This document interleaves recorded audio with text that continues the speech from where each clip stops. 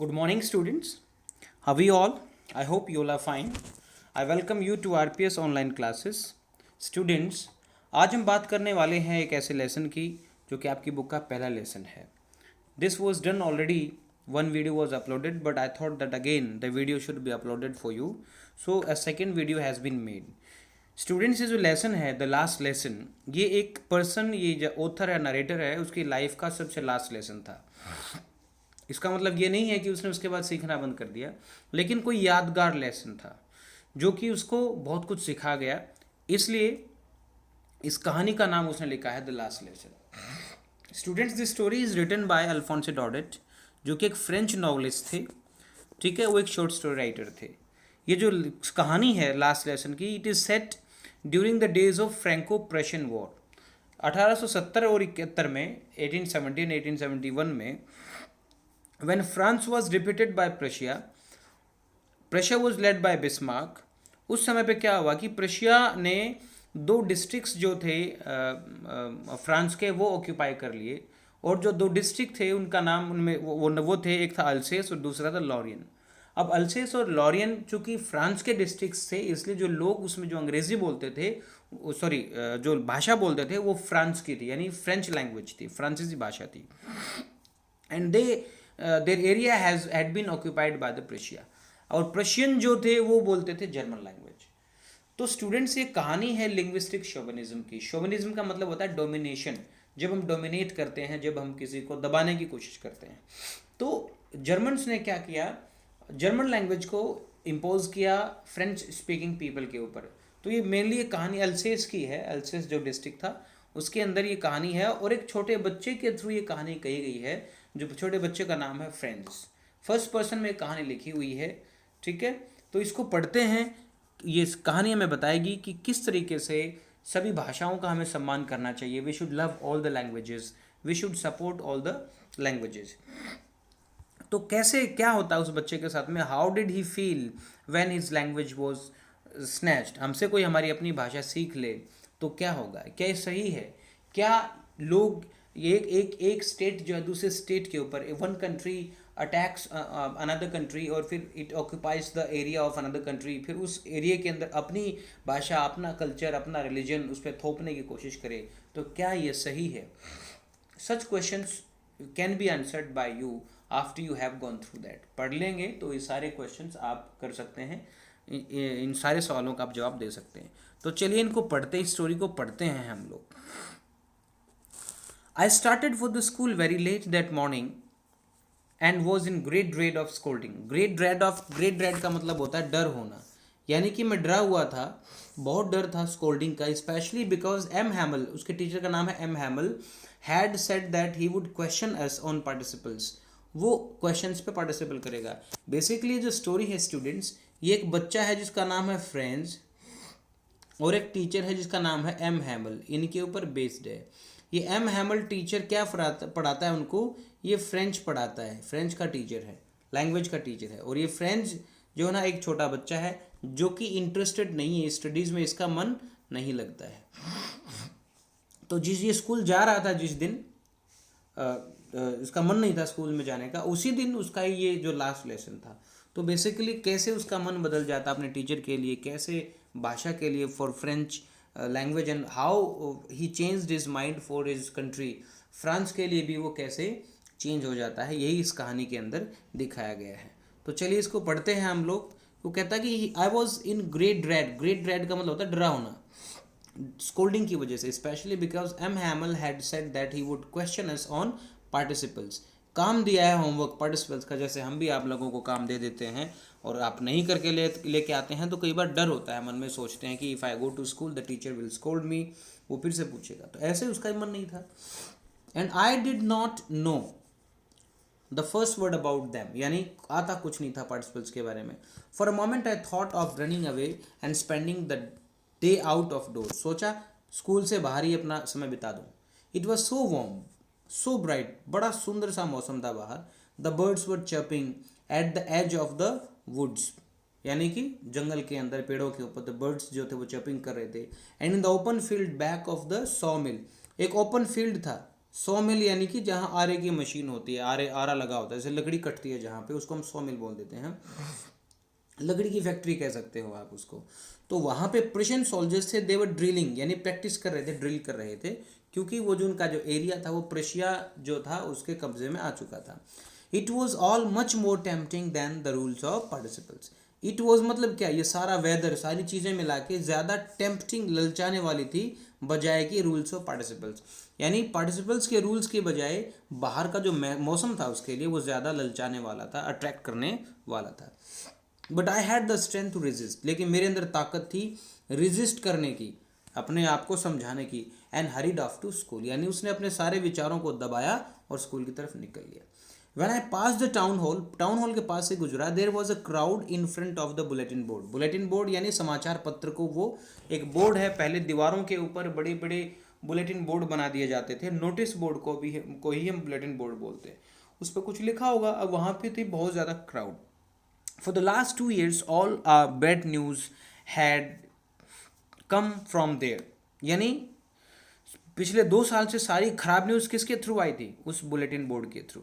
चाहे वो the loss battles की हों, लड़ाई में हार जाए, ड्राफ्ट नए नए कानून की हों, ऑर्डर्स की हों ऑफ द कमांडिंग ऑफिसर्स, कोई भी हो। I thought to myself without stopping, I thought to myself without stopping, सोचा उसने, what can be the matter now, क्या मतलब हो सकता है, क्या लिख दिया उन्होंने, सोचा पॉजिटिव तो कुछ लिखा नहीं होगा। Then I hurried by as fast as I could, वहाँ से गुजरा वो बहुत जल्दी से ताकि स्कूल में पहुँचे।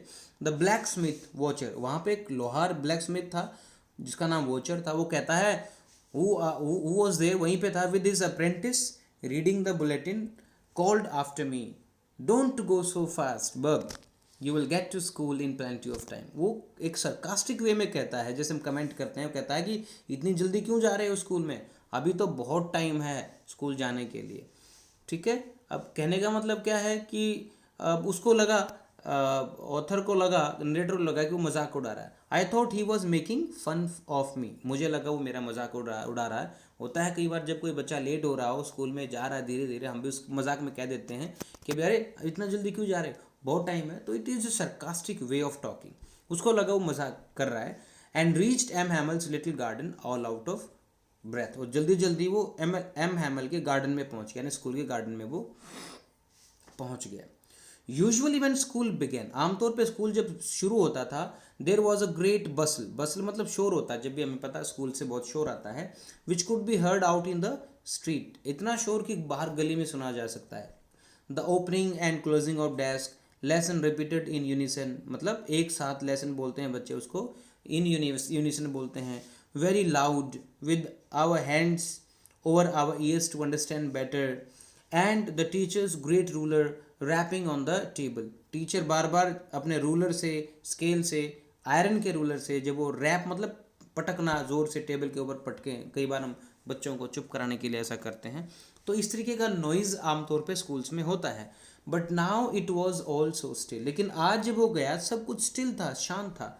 आई had counted on the commotion, ये कहता है कि I had counted upon the commotion to get to my desk without being seen, ऐसा कई बार हुआ। काउंट ऑन होता है विश्वास करना, एक तरीके से काउंट ऑन होता है भरोसा करना या फ़ायदा उठाना, और कमोशन मतलब शोर। स्कूल में जो शोर होता था उसका फ़ायदा उठा के कई बार कहाँ, विदाउट बीइंग नोटिस, बिना किसी को देखे वो अपने डेस्क पे पहुंच जाता था, जैसे उसी शोर का फ़ायदा उठा के चुपचाप अपने क्लास में वो पहुंच जाता था। But of course that day everything had to be as quiet as Sunday morning, लेकिन उस दिन तो सब कुछ संडे मॉर्निंग की तरह था। हमें पता है संडे मॉर्निंग में स्कूल नहीं लगता, स्कूल से कोई आवाज़ नहीं आती, लेकिन उस दिन संडे नहीं था, लेकिन सब कुछ संडे मॉर्निंग के जैसा था, कोई आवाज़ नहीं आ रही थी। Though through the window I saw my classmates already in their places and M Hamel walking up and down with his terrible iron ruler under his arm. खिड़की से क्या देखा, विंडो से सारे क्लासमेट अपनी सीट में बैठे हुए थे, एम हैमल घूम रहा था। अप एंड डाउन का मतलब होता है कभी इधर कभी उधर, और उनके आर्म के नीचे क्या था, आयरन का रूलर था, शायद वो वेट कर रहे थे बच्चों का। I had to open the door and go in before everybody, अब वो चुपचाप तो अपनी डेस्क पे जा नहीं सकता था शोर का फ़ायदा उठा के, क्योंकि शोर तो था ही नहीं अभी, तो उसको बाकायदा उसको जो है ना क्या कहना पड़ा, परमिशन लेके अंदर जाना पड़ा। You can imagine now how blushed and how frightened I was. यानी मैं बहुत ज़्यादा ब्लश्ड, शर्मा गया था और डरा हुआ भी था। But nothing happened. M Hamel saw me and said very kindly, बड़ी काइंडली, बड़े प्यार से कहा, go to your place quickly little friends, we were beginning without you. हम तो आपके बगैर ही शुरू करने वाले थे। यानी इस लाइन का एक बड़ा डीप मीनिंग है स्टूडेंट्स। क्या डीप मीनिंग है कि वो टीचर जो है अपने आखिरी स्टूडेंट का वेट कर रहा था। तो ये एक अच्छी क्वालिटी होती है टीचर की। तो he was an ideal teacher, he was a great teacher who was waiting for even his last student. I jumped over the bench and sat down at my desk. Not till then, when I had got to little over my fright. मतलब क्या हुआ, अपने freight से, वो freight मतलब डर, fear से अभी ओवरकम भी नहीं हुआ था, डर काबू में नहीं हुआ था, आराम से बैठा ही था। Did I see that our teacher had on beautiful green coat, had frilled shirt. उस कपड़ों पे ध्यान गया, टीचर ने क्या पहना हुआ था, ब्यूटीफुल ग्रीन कोट पहना हुआ था और उसकी फ्रिल्ड शर्ट पहनी हुई थी। फ्रिल्ड शर्ट, झालरदार जो शर्ट होती है, and little black silk coat, एक कैप पहनी हुई थी जैसा कि पिक्चर में आप देख पा रहे हैं। ऑल एम्ब्रॉयडर्ड, सर पूरे में कढ़ाई की हुई थी, embroidery, and that he never wore except for inspection and prize days. ये जो यूनिफॉर्म ड्रेस थी जो पहनी हुई थी, ये वो या तो इंस्पेक्शन डेज पे पहनते थे या प्राइज डेज पे पहनते थे, इसके अलावा कभी भी नहीं पहनते थे। अब उसको और कन्फ्यूजन हुआ कि भाई ऐसा क्या है जो टीचर ने आज स्पेशल कपड़े पहन रखे हैं। ठीक है। Besides the whole school seem to so strange that solemn, पूरा school so strange and solemn था। स्ट्रेंज मतलब अजीब लग रहा था, सॉलम मतलब बिल्कुल सीरियस था, बड़ी अजीब सी शांति थी वहाँ पे। But the thing that surprise me most was to see, लेकिन एक और चीज़ थी जिसने उसको सबसे ज़्यादा सरप्राइज किया, वो क्या थी, on the back benches that were always empty, जो कि आमतौर पे खाली रहते थे, the village people sitting quietly like ourselves, यानी गांव के बुजुर्ग लोग, बड़े लोग वहाँ बैठे हुए थे जैसे बच्चे बैठते हैं ऐसे। यानी अब ये बड़ा सरप्राइज था कि भाई ये गांव के लोग यहाँ क्यों आए हैं। उनमें कौन कौन थे, एक ओल्ड हासर था, आदमी, ओल्ड जो कि पर्सन था उसका नाम हासर है, with is three cornered hat, hat पहनी हुई है। फॉर्मर मेयर, पहले जो गांव के मेयर थे वो भी वहाँ बैठे हुए हैं। फॉर्मर, पहले के पोस्ट, भूतपूर्व के पोस्ट मास्टर बैठे हुए हैं। एंड सेवरल अदर्स बिसाइड्स, और भी बहुत सारे लोग आसपास बगल में बैठे थे। एवरीबडी लुक्ड सैड, हर इंसान क्या था, दुखी था। And Hauser had brought an old primer, Hauser के पास क्या था, वो एक ओल्ड प्राइमर, यानी कि जिसको हम कायदा कहते हैं स्टार्टिंग में, बिल्कुल बिगनिंग में जब बच्चों को सिखाने के लिए जो बुक मिलती है जिसे हम कायदा कहते हैं, उसको प्राइमर बोलते हैं। तो वो उसने लिया हुआ था। थम्ड एट द पेज, अंगूठा पेज के ऊपर था। And he held it open on his knees, अपने पैरों पे, नीज पे रखा हुआ था, with his great spectacles lying across the pages, है ना, और पेज के ऊपर उसके स्पेक्टिकल्स इसमें रखे हुए थे। यानी बड़ी अजीब सी बात थी फ्रेंड्स के लिए कि भाई ये गांव के लोग यहाँ क्या कर रहे हैं, ये गांव के लोग यहाँ किस लिए आ गए। अभी तक उसको समझ नहीं आ रहा था, कुछ भी कन्फ्यूजन था, सब कुछ बड़ा सीरियस है, सब बड़े शांत हैं, सब दुखी हैं, गांव के लोग यहाँ बैठे हैं, ऐसी क्या बात है, अभी भी वो कन्फ्यूज था। While I was wondering about it all, समझने की कोशिश कर रहा था मैं, M Hamel mounted his chair, mounted मतलब चेयर पे चढ़ना, चेयर पे चढ़े, and in the same grave and gentle tone, दुखी और विनम्र सी बात में, टोन में, बड़ी नरम से आवाज़ में बोले, which he had use to me, said, my children, this is the last lesson I shall give you, the order has come from Berlin to teach only German in the schools of Alsace and Lorraine, the new master comes tomorrow, this is your last French lesson, I want you to be very attentive. यानी teacher ने क्या कहा कि भाई ये मेरा last lesson होगा, Berlin से ऑर्डर आया है, अब जर्मन पढ़ाई जाएगी, फ्रेंच नहीं पढ़ाई जाएगी, नया टीचर कल आ जाएगा आपका, और आखिरी लेसन है, इसलिए ध्यान दो। What a thunder clap these words were to me, ये वर्ड्स कैसे थे, थंडर क्लैप, जैसे बिजली सी गिर जाती है किसी के ऊपर, झटका देने वाले वर्ड्स थे ये, शॉकिंग वर्ड्स थे ये, किसके लिए, फ्रेंड्स के लिए। ओ द रैचेस, रैचेस किसको बोल रहा है वो, जर्मन्स को। That was that they had put up at the town hall, उसको याद आया, अच्छा तो टाउन हॉल पे ये लिखा हुआ था। यानी जब वो स्कूल में आ रहा था और जो टाउन हॉल है, टाउन हॉल पे जब उसने देखा कि भीड़ है, तो भीड़ उस टाउन हॉल पे बुलेटिन बोर्ड पे शायद यही ऑर्डर लिखा था कि किसी को भी अब फ्रेंच लैंग्वेज नहीं बोलनी, सभी को जर्मन लैंग्वेज ही बोलनी थी। My last French lesson, why? अब वो सोचता है कि मेरा लास्ट फ्रेंच लेसन है, क्यों है? I hardly knew how to write, I should never learn any more, मतलब मुझे तो लिखना आता ही नहीं है, इसका मतलब मैं कभी नहीं सीख पाऊंगा। I must stop there then, oh how sorry I was for not learning my lessons. यानी अब वो पछता रहा है कि उसको कितना दुख हो रहा है, लेसन्स नहीं सीखे उसने। For seeking birds eggs, birds eggs मतलब जैसे बर्ड्स के एग्स के साथ बच्चे जाके खेलते हैं, स्कूल के छोटे छोटे बच्चे बर्ड्स के एग्स पकड़ते हैं, तो बर्ड्स के एग्स के साथ खेलता था। और गोइंग स्लाइडिंग ऑन द सार, या बच्चे खेल खेल में जाते हैं, ऊंचाई से नीचे की तरफ फिसलते हैं, उसको सारी चीज़ें याद आ रही थी कि मैंने कितना समय कहाँ वेस्ट किया, सोच रहा है वो। My books that had seemed much A nuisance, जो किताबें अभी तक उसके लिए क्या थी, एक न्यूसेंस, एक समस्या थी, ट्रबल थी कुछ समय तक। सो हैवी टू कैरी, बड़ी भारी लग रही थी। My grammar and my history of the saints, वो ग्रामर की किताब, वो हिस्ट्री ऑफ द सेंट्स, संतों के जो इतिहास की किताबें थी, वर ओल्ड फ्रेंड्स नाउ, वो क्या हो गई थी, old friends. Now was going away, now that I could not give up. Actually वो किताबें जो थी, वो कहना चाहता है सारी किताबें जो उसको अभी तक एनिमी लगती थी, भारी लगती थी, अब उसकी दोस्त बन गई हैं। एंड एम हैमल टू, और एम हैमल के लिए भी उसके थॉट्स बदल गए। The idea that he was going away, ये सोचा कि वो जा रहा है अब यहाँ से, that I should never see him again, मैं उसको कभी नहीं देख पाऊंगा, made me forget all about his ruler and how cranky he was. भूल गया मैं, उसका रूलर भी भूल गया, जिस रूलर से वो डांटता होगा, या जिससे मुझे डर लगता था, या जिस रूलर से पीटता होगा, ठीक है। और उसका क्रैंकी बिहेवियर, क्रैंकी क्या होता है, जब टीचर बहुत चिड़चिड़ा हो जाता है, डांटता है, बार बार गुस्सा करता है, तो वो टीचर के उस बिहेवियर को भी भूल गया। क्यों भूल गया? When he realise that his teacher was going away, when he realized that he would never be see his teacher, and his teacher would never be able to teach him again, इस thought से उसके विचार बदल गए, and he became sympathetic towards his teacher, और उसको अपने teacher से सिंपैथी हो गई।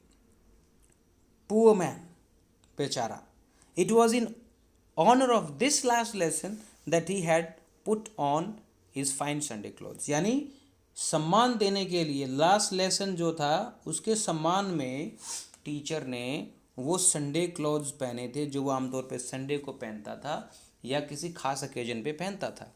एंड नाउ आई अंडरस्टूड, अब मेरी समझ में आ गया, why the old man of the village were sitting there in the back of the room, वो ओल्ड मैन क्यों आए थे? It was because they were sorry, क्योंकि वो दुखी थे, किस बात पे? That they had not gone to school more, वो कभी स्कूल नहीं गए। It was their way of thanking our master for his 40 years of faithful service, ये उनका तरीका था मास्टर को 40 साल की सर्विस के लिए ऑनर देने का, सम्मान देने का, and of showing the respect to the country that was theirs no more, और वो कंट्री को, किस कंट्री को? फ्रांस को, जो कि अब उनकी नहीं रही थी। क्यों नहीं रही थी फ्रांस? क्योंकि ये सारे के सारे अभी प्रशिया के अंदर आ गए थे। यानी अपने पुराने देश को, पुरानी भाषा को, पुराने टीचर को सम्मान देने के लिए वो लोग आए थे स्कूल के अंदर। अब सारी पिक्चर क्लियर हो गई कि वो कि टीचर क्यों दुखी था, बच्चे क्यों दुखी थे, और गांव के लोग वहाँ पे क्यों बैठे हुए थे। While I was thinking all this, I heard my name called. जब वो सोच ही रहा था, उसका नाम बोला टीचर ने। क्यों बोला? क्योंकि उसको काम दे रखा था पार्टिसिपल्स का, वो पार्टिसिपल्स का काम सुनने के लिए उसका नाम बोला उसने। It was my turn to recite, recite मतलब सुनाना, मेरा टर्न था कि मैं, मेरा जो क्वेश्चंस हैं जो दिए गए थे उनको सुनाऊँ। What would I not have done given to be able to say that dreadful rule for the participle all through? वो कहता है कि मैं कुछ क्या नहीं कर सकता था बिना अटके वो पार्टिसिपल्स के ड्रेडफुल रूल बताने के लिए, all through, very loud and clear, यानी कि मैं कुछ भी कर सकता था मेरे टीचर को पार्टिसिपल्स का जो ड्रेडफुल रूल्स बताए थे, डरावने रूल्स बताए थे, वो बिना अटके और तेज़ आवाज़ में बताने के लिए आज मैं कुछ भी कर सकता था। जैसे हमारे पास समय नहीं रहता है कई बार, और हम सोचते हैं कि भाई अगर ये हो जाए तो आज मैं इसके लिए कुछ भी कर सकता हूँ। लेकिन बेटे स्टूडेंट्स, ऐसा कभी नहीं होता। क्यों नहीं होता? क्योंकि हर काम धीरे धीरे समय के साथ होता है। उसके ऐसा सोच लेने से कि उस दिन लास्ट डे पे वो कुछ भी कर सकते थे अपने टीचर को लेसन सुनाने के लिए, उससे कुछ भी करने से लेसन नहीं आता। लेसन वो तभी सुना सकते थे जब उसने पढ़ा होता। बिना mistake, without committing any mistake वो सुनाना चाहता था, बिना अटके तेज आवाज़ में सुनना चाहता था। But I got mixed up, लेकिन मैं कन्फ्यूज हो गया on the first words and stood there holding on to my desk. ऐसे डेस्क को पकड़ के वो खड़ा हो गया वहाँ पे। माई हार्ट बीट बढ़ गई and not daring to look up, शर्म आने लगी, टीचर की तरफ नहीं देख रहा था। आई हर्ड एम हैमल से टू मी, एम हैमल ने कहा, आई वॉन्ट स्कोल्ड यू, मैं तुम्हें डांटूंगा नहीं। स्कोल्ड करना होता है डांटना, मैं तुम्हें नहीं डांटूंगा। Little friends, you must feel bad enough, तुम्हें बुरा लगना चाहिए। See how it is, every day we have said to ourselves, रोज़ हम अपने आप को कहते हैं I have plenty of time. Plenty of time मतलब बहुत समय, हमारे पास बहुत समय है। I will learn it tomorrow, मैं इसको कल सीख लूँगा। And now you see where we have come out, और देखो आज हम कहाँ आ गए हैं, हमारी हालत क्या हो गई है। आज मैं फ्रेंच लैंग्वेज नहीं आती और आज हम फ्रेंच लैंग्वेज को सीख भी नहीं सकते। Oh that's the great trouble with अल्सेस, इस डिस्ट्रिक्ट के साथ, इस लोगों के साथ यही तो दिक्कत है। She puts of learning till tomorrow, she मतलब अल्सेस, अल्सेस जो है पुट ऑफ मतलब कल तक के लिए छोड़ना, काम को कल तक के लिए छोड़ता है। वो कहता है कि लर्निंग हम कल करेंगे, कल तक कर लेंगे या बाद में कर लेंगे। Now those fellows out there, अब वो लोग, दोज फेलोज कौन? जर्मन लोग। ये जर्मन लोग, those fellows out there will have to the right to say, उनके पास एक राइट होगा ये कहने का, to you how is it you pretend to be Frenchman, तुम अपने आप को फ्रेंचमैन क्यों कहते हो? Yet you can neither speak nor write your own language, यानी यहाँ पे एम हैमल कहता है कि जब तुम्हें लिखना नहीं आता, बोलना नहीं आता, पढ़ना नहीं आता, तो वो प्रशिया के जो लोग हैं वो ये कह सकते हैं कि तुम अपने आप को फ्रेंचमैन क्यों मानते हो, क्योंकि तुम्हें तो ये भाषा आती ही नहीं है। उनके पास अधिकार होगा, राइट होगा ये कहने का। But you are not the worst, लेकिन फ्रेंच तुम सबसे बुरे नहीं हो। पुअर लिटिल फ्रेंच, ये सारी बातें वो किसको बता रहा है? फ्रेंच को। We have all a great deal to reproach ourselves with, इस लाइन को स्टूडेंट्स याद रखो, ये क्वेश्चन आता है 2 नंबर में और ये बहुत इंपॉर्टेंट क्वेश्चन है। यहाँ पे फ्रेंड्स कहता है कि अकेले तेरी गलती नहीं है। We have all a great deal मतलब बहुत ज़्यादा, to reproach ourself with मतलब हमें खुद को, सबको अपने आप को डांटना चाहिए। हम सब जिम्मेदार हैं, यानी वो कहना चाहता है कि इस सिचुएशन के लिए अकेले फ्रेंड्स तुम जिम्मेदार नहीं हो, हम सब जिम्मेदार हैं, मैं भी जिम्मेदार हूँ। योर पेरेंट्स, आपके parents were not anxious enough to have you learn, anxious मतलब चिंतित होना, आपके पेरेंट्स इतने चिंतित नहीं हैं कि वो तुम्हें स्कूल में भेजें और तुम्हें सिखाएं। They prefer to put you to work on a farm और एट द मिल्स, या तो मिल में काम करने भेजते हैं या खेतों में काम कराते हैं। As to have little more money, कुछ और पैसे कमाने के लिए। एंड आई, और मैं, I have been to blame too, मुझ पे भी ब्लेम है, मेरी भी गलती है। Have I not often sent you to water my plants instead of learning your lessons, क्या मैंने आपको वाटर प्लांट्स के फ्लावर्स को पानी देने के लिए नहीं भेजा पढ़ाई के बगैर? And when I wanted to go fishing did I not just give you holiday, और जब मैं मछली पकड़ने जाना चाहता था तो क्या मैंने आपको छुट्टियां नहीं दी वहाँ जाने के लिए? एक्चुअली यहाँ पे एम हैमल इंट्रोस्पेक्ट कर रहा है, एम हैमल गिल्टी फील कर रहा है। वो क्या सोचता है कि उसने भी समय वेस्ट किया है, यानी समय वेस्ट किसने किया है? बच्चों के पेरेंट्स ने भी किया है, बच्चों ने भी किया है, और उसने कहा कि खुद मैंने भी समय वेस्ट किया है, मैंने भी नुकसान किया है तुम्हारा। Then from one thing to another, Mr. M. Hamel went on to talk of the French language, और एक के बाद एक वो फ्रेंच लैंग्वेज के बारे में बताते रहे। saying that it was the most beautiful, क्या बताया भाषा के बारे में?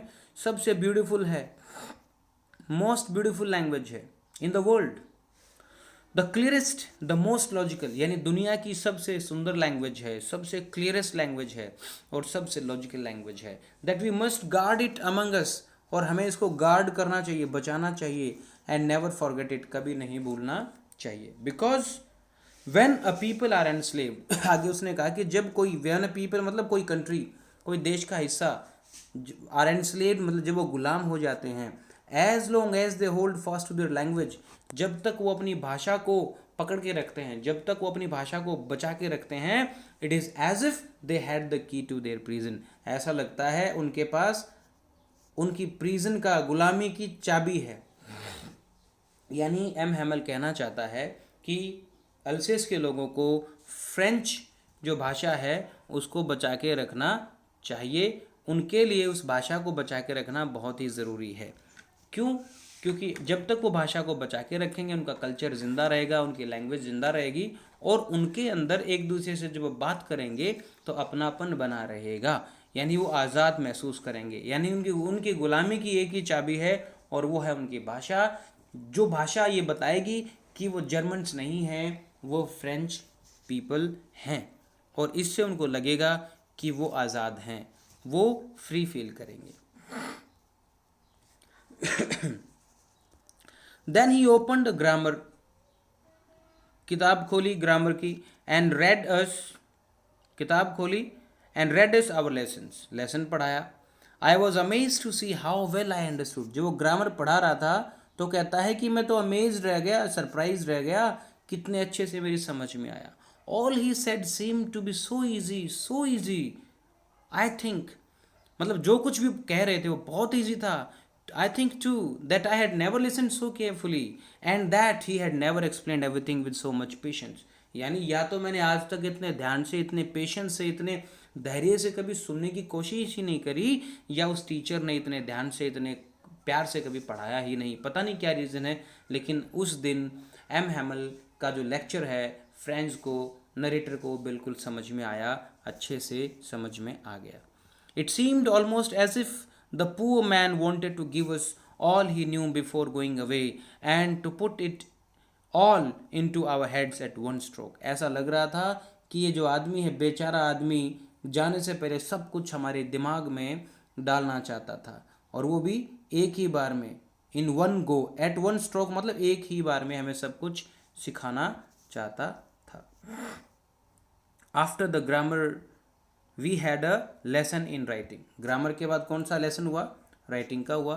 That day M Hamel had new copies, यानी वो नई कॉपीज लेके आए थे बच्चों के लिए, written in a beautiful round hand, France Alsace, France Alsace. Notebook के ऊपर क्या लिखा हुआ था? फ्रांस अल्सेस, फ्रांस अल्सेस, सारी नोटबुक्स के ऊपर, ठीक है। They looked like little flags floating everywhere in the school room hung from the road at the top of our desk। और वो जो नोटबुक्स थी वो कहाँ रखी थी? डेस्क, जैसे सपोज ये डेस्क है, इसके ऊपर एक रोड लगी हुई है, इस रोड के अंदर जो है नोटबुक टंगी हुई थी। तो हर एक डेस्क के ऊपर जो रोड लगी थी उसके ऊपर नई नोटबुक टंगी हुई थी, और वो ऐसे लग रही थी जैसे क्या फ्लोट हो रहा है? जैसे फ्लैग, यानी फ्रांस का फ्लैग फ्लोट हो रहा है, जो फहरा रहा है। You ought to have seen how the rod at the top of the you ought to have seen how everyone set to work। हर इंसान बड़े ध्यान से काम में लग गया। And how quiet I was, मैं भी बिल्कुल क्वाइट था। The only sound was the scratching of the pens over the paper। आवाज़ केवल स्क्रैचिंग की आ रही थी, पेन की आ रही थी और पेपर की आ रही थी। जब पेपर पे पेन चल रहा था केवल ये आवाज़ थी, बाकी कोई आवाज़ नहीं थी, कोई भी चाइल्ड जो है शोर नहीं कर रहा था। क्या हुआ? वंस सम बीटल्स फ्लू, बीटल्स मतलब कुछ इंसेक्ट्स होते हैं, वो क्लास के अंदर आ गए, but nobody paid any attention to them.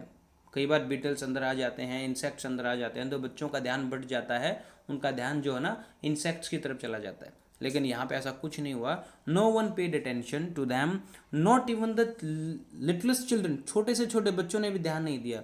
Who worked right on tracing their fish hooks as if that was French, वो भी ड्राइंग कर रहे थे। फिश हुक्स मतलब कुछ पेंसिल्स लेके, छोटे छोटे जो बच्चे थे वो भी पेपर के ऊपर कुछ छाप रहे थे जैसे कि वो भी फ्रेंच हो। On the roof the pigeons cooed very low, बड़ी लो आवाज़ में पिजन्स थे जो कि कू कू मतलब पिजन की आवाज़, वो आवाज़ निकाल रहे थे, अपनी आवाज़ कर रहे थे। I thought to myself, और मैंने सोचा, खुद से कहा, will they make them sing in German even the pigeons, यानी ये गुस्सा था उसका, उसने खुद से सोचा, कहा कि अच्छा तो क्या वो इनसे भी जर्मन में गाने के लिए कहेंगे, ये पिजन्स जो कि अपनी भाषा में गा रहे हैं, क्या इनको भी वो कहेंगे कि जर्मन में गाओ, इन पिजन से भी कहेंगे?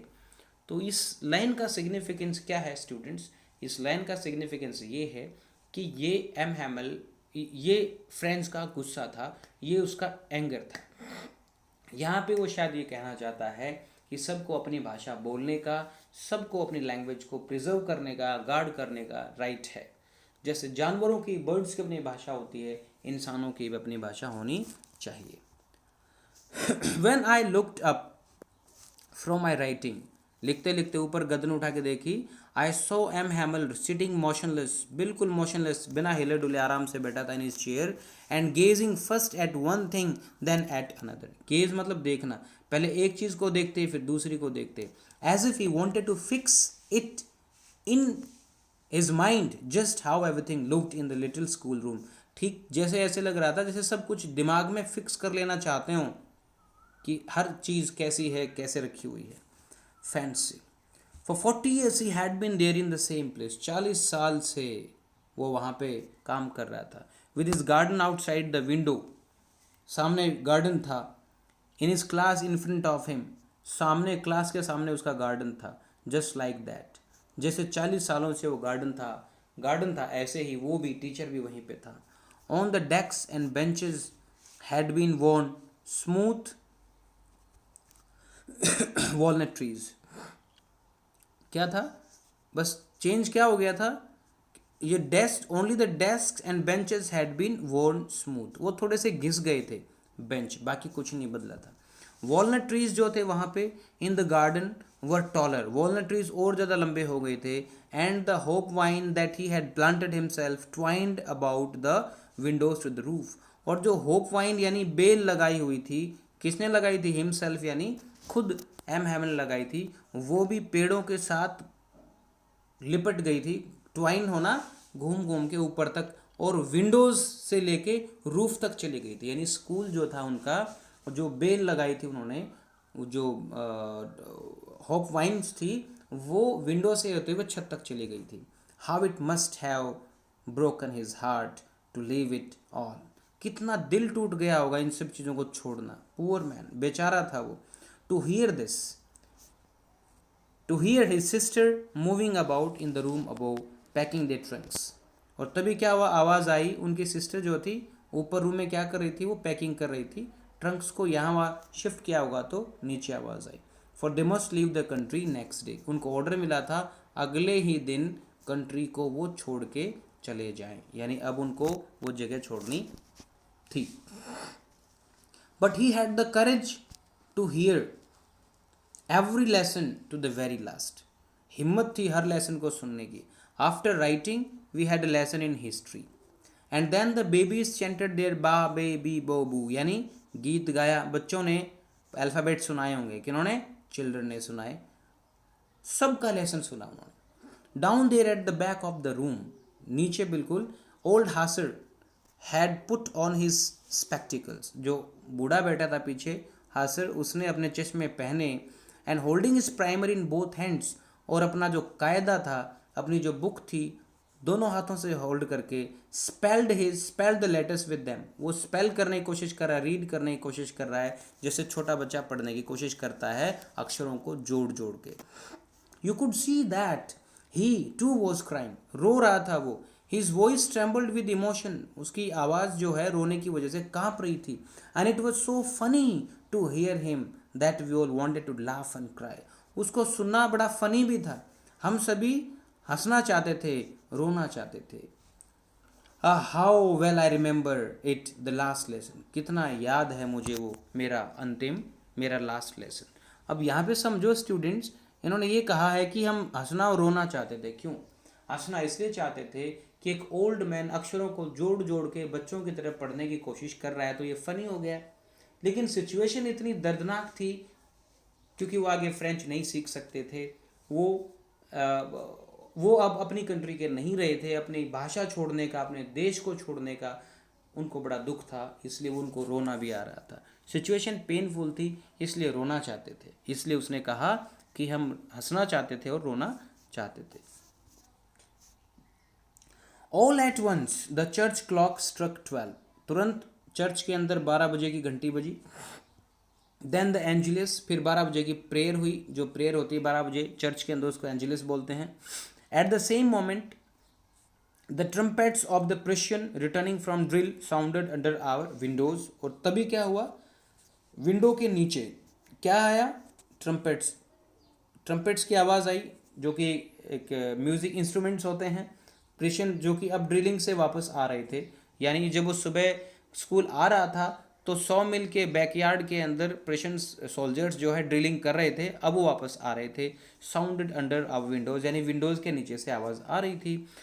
एम हैमल स्टूड अप, फिर से खड़े हुए, वेरी पेल, बट पेल पेल मतलब उनके चेहरे का रंग उड़ा हुआ था, खुशी बिल्कुल भी नहीं थी चेहरे पे, मुंह उतरा हुआ था। In his chair I never saw him look so tall, जब वो चेयर पे खड़े हुए तो ऑथर कहता है कि मैंने उसको कभी भी इतना टॉल नहीं देखा। तो इसको समझो, इस सेंटेंस को, टॉल तो वो पहले से ही थे, लेकिन आज वो बहुत ज़्यादा टॉल लग रहे थे। एक्चुअली ये जो टॉल है इसका मतलब है कि आज वो मुझे बहुत बड़े दिख रहे थे, बहुत महान लग रहे थे। उनकी पर्सनैलिटी, उनकी वैल्यू मेरी नज़रों में या फ्रेंच की नज़रों में बहुत ज़्यादा बढ़ गई थी, इसलिए उसने कहा कि अब से इतने ज़्यादा ऊंचा कद कभी उनको लगा नहीं उनका। एम हैमल ने चेयर पे खड़े होकर बोलने की कोशिश की। उसने कहा, my friends said he I but something choked him, गला रुंध गया, गला रुक गया, वो बोल नहीं पाए। He could not go on, आगे बोल ही नहीं पाए वो। फिर उन्होंने क्या किया, he turn to the blackboard, blackboard की तरफ गए, एक पीस ऑफ चौक लिया, and bearing with all his might, पूरी ताकत के साथ में, he wrote as large as he could, जितना बड़ा बोर्ड पे लिख सकते थे उन्होंने लिखा। क्या लिखा, वाइव ला फ्रांस। वाइव ला फ्रांस का मतलब है लॉन्ग लिव फ्रांस, जिसको हिंदी में कह सकते हैं फ्रांस जिंदाबाद। Then he stopped and leaned his head against the wall, रुक गए, अपना सिर जो है दीवार के साथ में लगा लिया दुखी होके। And without a word he made a gesture, gesture मतलब इशारा करना, एक इशारा किया, to us with his hand, school is dismissed, you may go, जाओ, स्कूल डिसमिस हो गया है, अब आप जा सकते हैं। तो स्टूडेंट्स, ये लेसन था एम हैमल का फर्स्ट लेसन। आप इस वीडियो को फिर से देखेंगे और इसके जो डिफ़िकल्ट वर्ड्स हैं उनको नोटबुक में करेंगे, क्वेश्चंस जितने कर सकते हैं करेंगे। अगले वीडियो में हम बात करेंगे इससे रिलेटेड क्वेश्चंस और आंसर्स की। तब तक के लिए thank you very much, goodbye, have a nice day.